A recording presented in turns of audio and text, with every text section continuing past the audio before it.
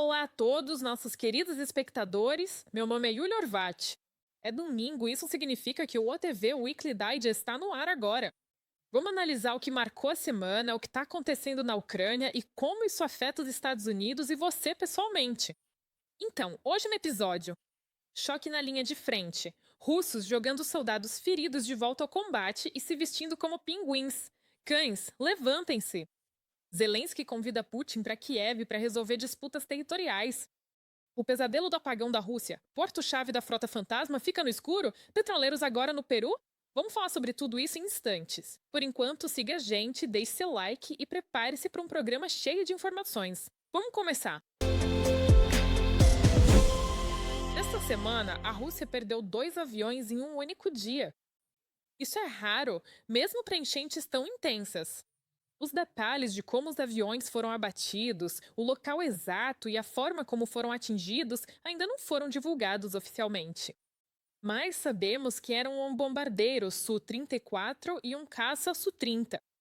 Vale destacar que, de forma semelhante a Lossungir, isso atinge o coração da Rússia, tanto no campo de batalha quanto em termos de imagem. Perder 2 aviões em um dia foi realmente um tapa na cara para os russos. E para tentar se recuperar dessa vergonha, eles começaram a divulgar um vídeo que supostamente mostrava eles abatendo um F-16 ucraniano. As imagens mostram um drone indo direto para um parque aéreo no aerodromo. Mas o pessoal atento nas redes sociais percebeu que o avião no vídeo não parecia muito com o F-16. E depois, até os próprios russos admitiram que só destruíram uma maquete de avião, mesmo que fosse uma bem convincente. Agora estamos descendo dos céus, direto para a região de Murmansk, na Rússia, que voltou à Idade da Pedra esta semana. E não, essa não era a ida da Ucrânia. A Mãe Natureza cuidou disso por nós. Um apagão atinge o norte da Federação Russa. Murmansk e Severomorsk, além das áreas circundantes, ficaram sem energia elétrica, água e aquecimento. A infraestrutura antiga deles simplesmente não aguentava o frio. Piscinas ligadas à rede elétrica desabaram. Eles chegaram a declarar estado de emergência devido à longa duração da interrupção no fornecimento de energia. Os moradores locais estavam aquecendo alimentos sobre velas para se manterem aquecidos. Eles defenderam fogueiras nos pátios dos prédios onde moram. Mas radiadores congelados não são a maior dor de cabeça que os russos tiveram com o apagão. Em Severomorsk, que ficou às escuras, está a principal base da frota do norte da Rússia. Ela também ficou sem energia. E, como você sabe, não dá para desligar os motores dos navios em congelamentos severos. Agora, especialistas alertam: se faltar energia e o motor de um navio congelar, pode considerar esse navio como perdido. Está abaixo de zero, sem eletricidade, sem como manter os navios funcionando e, além disso, sem combustível. Estamos diante de um colapso total. O porto de Severomorsk desempenha um papel estratégico fundamental para o Kremlin. É o principal ponto utilizado pelos petroleiros da chamada Frota Sombra, que tem ajudado a Federação Russa a sobreviver ao bloqueio econômico. No momento, essa rede de petroleiros fantasmas está passando por tempos difíceis por causa das sanções do ZEUA e sanções europeias. A Rússia precisa gastar mais para manter isso funcionando, o que pode transformar a frota de petroleiros em um prejuízo financeiro a longo prazo. Como destaca o The Economist, uma frente importante na luta contra os petroleiros da Frota Sombra agora é uma guerra de bandeiras. Nessa semana, 14 países europeus disseram que vão fechar o Mar Báltico para esses navios, tratando-os como efetivamente apátridas por causa dos registros da WDW. Pelo direito internacional, embarcações sem bandeira válida podem ser interceptadas por qualquer marinha. Sob pressão do ZEWA e do Reino Unido, Panamá e Libéria têm removido navios sancionados de seus registros. Para manter as exportações em andamento, a Rússia começou a transferir a frota para controle direto do Estado. Desde meados de dezembro, 32 petroleiros sancionados entraram no registro russo. A bandeira russa os torna menos sombra e pode atrair apoio militar, mas traz um novo problema. Quem vai segurar esses heróis? Além disso, neste momento, está em andamento na Europa o trabalho sobre o 20º pacote de sanções contra a Rússia. Como explicou o ministro das Relações Exteriores da Alemanha, John Waterfield, o foco será principalmente em cortar a renda energética do agressor, sua frota sombra e a rede de sanções de doping. A Rússia está usando táticas híbridas contra nós, incluindo danificar cabos submarinos, interferir em sinais de GPS, conduzir campanhas de desinformação e operar uma frota sombra. Isso contorna as sanções e cria riscos ambientais. A Rússia testa nossa resiliência e determinação todos os dias. Para ser sincero, a Europa deveria entrar nessa luta com mais força. Mesmo que o governo do Reino Unido tenha prometido tomar medidas decisivas contra os navios da Frota Sombra, pelo menos 8 petroleiros sancionados cruzaram o Canal da Mancha nos últimos dias. Enquanto isso, a França teve que liberar um petroleiro russo da Frota Sombra detido, chamado Grinch. E o presidente do país, Emmanuel Macron, explicou que é isso que a lei francesa exige. Mesmo assim, os petroleiros da Frota Sombra não se sentem tão livres quanto há um ano ou até mesmo 6 meses atrás. Além das sanções, agora existe um fator militar, e a Ucrânia teve um papel nisso. Desde o final de novembro, a logística do petróleo russo tem sido duramente atingida. Pelo menos 9 petroleiros foram danificados, 7 deles da Frota Sombra. Aqueles vídeos virais mostram que os drones ucranianos não dão sossego à Rússia, nem mesmo no Mediterrâneo. Essa pressão é um dos motivos pelos quais Moscou concordou com a chamada trégua energética. O Instituto para o Estudo da Guerra alertou que, ao mesmo tempo, os russos queriam reabastecer seus estoques de drones e mísseis. Moscou também percebeu uma pausa nos ataques ucranianos à sua infraestrutura energética. Analistas observaram que a Rússia já havia declarado tréguas curtas antes, com termos e prazos vagos, uma tática que o Kremlin usava para sinalizar boa-fé e tentar conquistar o ZU, presidente Krank. O relógio das tréguas energéticas frágeis começou a contar na noite de quinta para sexta-feira. O presidente Volodymyr Zelensky disse que a Ucrânia está pronta para segurar os ataques. Desde o anúncio do início do regime de cessar-fogo, as forças ucranianas não atingiram nenhuma instalação energética russa. Mas tais medidas precisam ser refletidas pelo outro lado. Os EUA propuseram abster-se de ataques à infraestrutura energética por uma semana. A contagem começou à noite. O desenrolar depende de nossos parceiros americanos. A Ucrânia manterá a contenção e hoje não atacamos a energia russa. Agora estamos vendo a Rússia mudar o foco para atacar a logística e estações de entroncamento. Em particular, um dos vagões especiais da Ukra-Saliznytsia foi atingido esta manhã, um vagão gerador de energia. Isso aconteceu esta manhã na região de Dnipro. A declaração de Volodymyr Zelensky entra em choque com o que o secretário de imprensa do Kremlin, Dmitry Peskov, disse no início desta semana. Ele confirmou que o modo de silêncio estava em vigor, mas apenas até hoje, 1º de fevereiro, segundo Peskov. É aqui que a situação fica estranha. Na quinta-feira, Donald Trump disse que a trégua deveria durar uma semana, o que colocaria a data em 5 de fevereiro. Mas Moscou parece estar jogando seu próprio jogo. O Kremlin parece mais propenso a encerrar a trégua antes de segunda-feira, quando se espera que as frases mais duras atinjam a Ucrânia. A confusão sobre as datas é exatamente o resultado desse tipo de acordo não oficial, porque é como um telefone sem fio, algo que vimos acontecer mais de uma vez no ano passado, quando o lado americano diz: bem, concordamos com isso e aquilo. E então o lado russo começa a esclarecer e afirma que não houve tais acordos.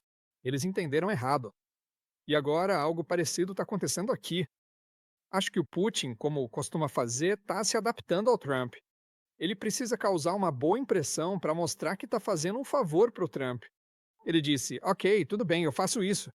As verdadeiras intenções da Rússia ficam bem claras na forma como os propagandistas do Kremlin reagiram ao White Moat.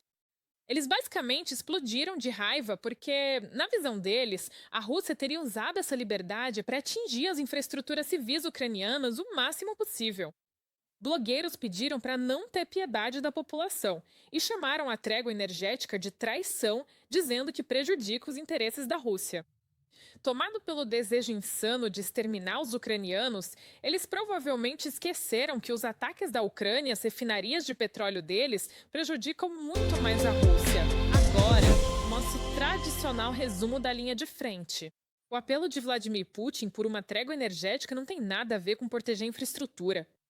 Parece um movimento desesperado de um líder cujo exército está à beira do colapso. O Telegraph relata que as forças russas estão em uma grande decadência. Putin comprou 15 mil soldados da Coreia do Norte. Recrutadores estão vasculhando a África em busca de mercenários. As prisões foram esvaziadas e há relatos de que detentos feridos, muitos sem braços ou pernas, estão sendo enviados de volta para a linha de frente para preencher as lacunas de pessoal. Alguns nem sequer receberam próteses e espera-se que voltem ao combate de muletas. Os reforços do inimigo, como você provavelmente já sabe, estão chegando ao campo de batalha em um ritmo que, basicamente, eles não conseguem aumentar sem declarar formalmente uma mobilização total. É exatamente por isso que eles estão até usando militares feridos e machucados que ainda não se recuperaram totalmente. Que, digamos, já apresentam sinais muito óbvios e visíveis de deficiência. Essas são pessoas que, pelos padrões médicos militares oficiais, definitivamente deveriam ser dispensadas com honra do serviço ativo. Mas eles estão mandando essas pessoas de volta para a batalha, e até sob ameaça de serem fuziladas no local. Apesar das enormes perdas que continuam se acumulando a cada mês, o Kremlin não está planejando nenhum cessar-fogo agora, porque o povo russo veria isso como uma derrota. E o Centro Ucraniano de Combate à Desinformação apontou, em fevereiro, os russos vão tentar aumentar a pressão na linha de frente e continuar lutando com força pelo menos até a primavera. Pelo que parece, o foco deles está mudando aos poucos de Donetsk para a direção de Paris. Por que isso está acontecendo? O inimigo espera que, sob pressão geopolítica do ZEUA, as forças de defesa da Ucrânia se retirem do Donbás como parte de algumas chamadas negociações de paz. Neste momento, as forças russas estão movendo grandes quantidades de equipamentos e tropas por Mariupol em direção à região de Ruleipol. Mas o clima está limitando os ataques, então eles estão formando reservas em vez disso. A Rússia afirma ter conquistado avanços em Prússia, mas a realidade é bem mais modesta. O porta-voz das Forças de Defesa, Vladislav Lushin, descreveu o que aconteceu em Turnwater. Moscou declarou a vila capturada, mas apenas um pequeno grupo russo entrou brevemente, só para pendurar suas bandeiras esfarrapadas para aparecer. A unidade de sabotagem logo foi parcialmente destruída e até parcialmente capturada. Podemos ver isso claramente hoje. Os russos estão tentando criar toda uma narrativa, mesmo a partir de um vilarejo minúsculo ou uma pequena aldeia, transformando isso em uma grande história, como se fosse a Batalha de Stalingrado ou a Batalha de Kursk. E, na verdade, vemos que isso acontece o tempo todo. E, consequentemente, o método mais básico é que quase todo soldado, se não todos, é obrigado, não tem outra palavra para isso, desculpe, a pegar um trapo tricolor, para que, se surgir a oportunidade e há ordens especiais para isso, ele possa desenrolar esse trapo, gravar um vídeo e enviar. Vamos mudar para a região de Kharkiv? Nesta semana, o chefe do Estado-Maior russo, Valery Gerasimov, afirmou que os russos tomaram Kupiansk e Kozlovoy e agora estão limpando os quarteirões urbanos. A mentira era tão óbvia que vários canais russos no Telegram, ligados às forças de segurança, desmentiram quase imediatamente. Como você pode ver no mapa do projeto Deep State, os russos ainda estão a pelo menos 10 quilômetros de Kupiansk e Kozlovoy. Essa zona cinzenta tem nem enxergaram as bordas da cidade. Vamos encerrar nosso panorama militar dando uma olhada na nova tática de camuflagem do inimigo. De fora, parece até que pinguins de verdade apareceram na região de Donetsk, na Ucrânia. A questão é que a tática deles de ataques isolados está forçando os russos a inventarem uma nova camuflagem na linha de frente para se misturarem melhor ao terreno. Mas desta vez, eles foram além, fingindo ser animais. Nos marketplaces online russos, uma capa está ficando super popular. Segundo o fabricante, ela deveria proteger os soldados de aparecerem em câmeras térmicas. Ela também desfoca o contorno, transformando o soldado do exército russo em algo que parece um pinguim. Como dá para ver, isso não ajuda eles a se esconderem dos pilotos experientes, mas os russos continuam usando essas capas indo para ataques sem sentido. A Ucrânia está contando com mais conversa na próxima semana, aguardando detalhes específicos dos Estados Unidos. O presidente Volodymyr Zelensky enfatizou que Kiev está pronta para trabalhar em qualquer formato para obter resultados reais, incluindo reuniões diretas sem intermediários. Essas conversas têm a intenção de servir como continuação da reunião em Abu Dhabi, que aconteceu nos dias 23 e 24 de janeiro. Essas conversas foram construtivas em questões técnicas, mas as decisões políticas não avançaram. Obrigado. Segundo a análise da revista The Economist, a questão territorial com Donbass continua sendo o principal obstáculo e não se esperam avanços significativos, pelo menos até março de 2026. O presidente da Ucrânia acredita que não haverá avanços nas negociações até que ele se encontre pessoalmente com Putin. Ponto P. A capacidade, de uma forma ou de outra, de manter contato com a Federação Russa e com o líder da Rússia. Sem esse formato, na minha opinião e com base no que vejo, nossas equipes não conseguirão chegar a um acordo sobre as questões territoriais. Volodymyr Zelensky chegou a convidar o ditador russo para ir a Kiev conversar. Se ele tiver coragem de voar até lá, é claro. O presidente dos ucranianos enfatizou a disposição para conversas construtivas em nível de liderança para alcançar acordos reais. Mas o Kremlin continua insistindo que Moscou é o único lugar possível para as conversas entre Zelensky e Putin. Eles rejeitam completamente todos os esportes alternativos, inclusive os dos Emirados Árabes Unidos. Entretanto, o enviado do ditador russo, Kimuril Titimirov, visitou Zewa novamente esta semana. Lá, ele se encontrou com o representante especial de Donald Trump, Stephen Witkoff, que aparentemente saiu satisfeito com as conversas. Witkoff os considerou produtivos e disse que a Rússia supostamente também está trabalhando pela paz na Ucrânia. Mas a Ucrânia vendeu essa suposta vontade russa de acabar com a guerra justamente quando atingiu um trem civil com um drone esta semana. Não o motor, mas o vagão de passageiros onde viajavam ucranianos comuns. Conforme enfatizado por Mikhail Podolak, assessor do chefe do gabinete presidencial da Ucrânia, os russos já nem sequer escondem os seus crimes. Por isso, é hora de intensificar a pressão econômica sobre o agressor. Sem isso, Moscou não vai optar por um... Há 6 meses, a Rússia alegava falsamente que atacava apenas alvos militares e não a população civil. Sabíamos que isso não era verdade. A Rússia temia admitir que travava uma guerra genocida. Agora, admitem esses crimes. Em várias plataformas, inclusive de Putin, confirmam ataques ao setor energético. Eles vão congelar inteiras grandes, deixe-me enfatizar novamente, aglomerações. Eles vão causar sofrimento a milhões de pessoas civis em todo o país para que possamos realmente encontrar uma solução para a primeira questão sobre encontrar uma fórmula. Para acabar com a fase ativa das hostilidades, é necessário aumentar a pressão sobre a Rússia para forçá-la a negociar. Pressão mais forte significa, como vocês bem sabem, usar outras ferramentas de influência sobre a Rússia. Isso significa, por exemplo, cortar a frota sombra do mercado mais rapidamente e desconectar de forma mais ágil os bancos russos restantes do sistema financeiro global. Por fim, vamos falar um pouco sobre cinema. O documentário ucraniano 2.000 metros até Andriivka, do diretor Mstislav Chernov, foi indicado ao prêmio Writers Guild of America, de 2026, na categoria de Melhor Roteiro em Filme Documentário. O filme também entrou na lista de pré-selecionados do BAFTA 2026. Só lembrando que o trabalho anterior de Chernov, o filme 20 Dias em Mariupol, foi um grande vencedor no BAFTA 2024. 2.000 metros até Andriivka mostra a dor profunda da guerra. Os caminhos são traçados para os guerreiros ucranianos, as decisões difíceis que eles precisam tomar, os momentos em que cada passo pode ser o último. Andriivka, o pequeno vilarejo, fica a apenas 10 quilômetros de Bakhmut.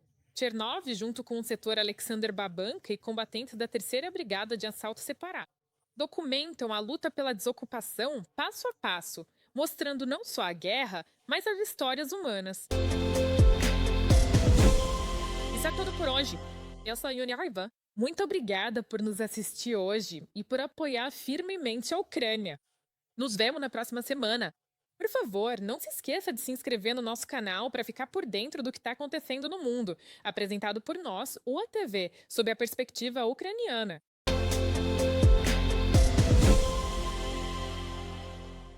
Gostaria de expressar a minha profunda gratidão pelo apoio recebido. Muito obrigado!